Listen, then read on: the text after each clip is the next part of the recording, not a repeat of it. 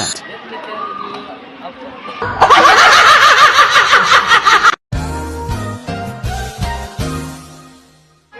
Para sa akin, kasi para sa akin,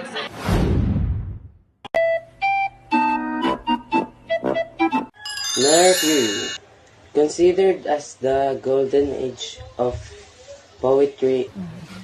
Hi. It began in 710 when Nara is made the seat of the emperor government.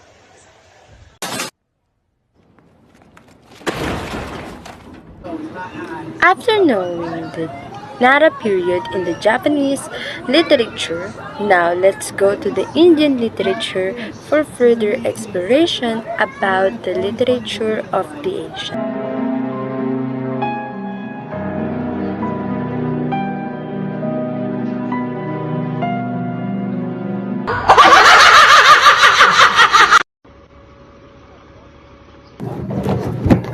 Hey, I'm also reading that type of literary. I'm also like Samabeda. I love how they do spiritual ceremonies.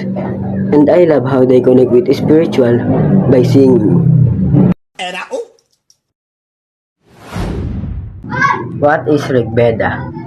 Rigveda is the oldest of the four sacred Vedas in Hinduism, a collection of 1028 hymns written in ancient Sanskrit, primarily for worship and ritual. Mandalas. The Rigveda is divided into 10 books or mandalas. Yeah, boy. The first and last mandalas are generally considered to have been composed later than the middle books. The hymns in the middle books primarily discuss cosmology, creation, and rituals to honor of God. Anbukas. Each mandala is further divided into sections called Anbukas, Suktas. Each Anbukas is made up of several hymns or suktas, which are the core poetic section of the text. They are 1028 suktas in total. Riks. Each suktas is composed of verse called riks.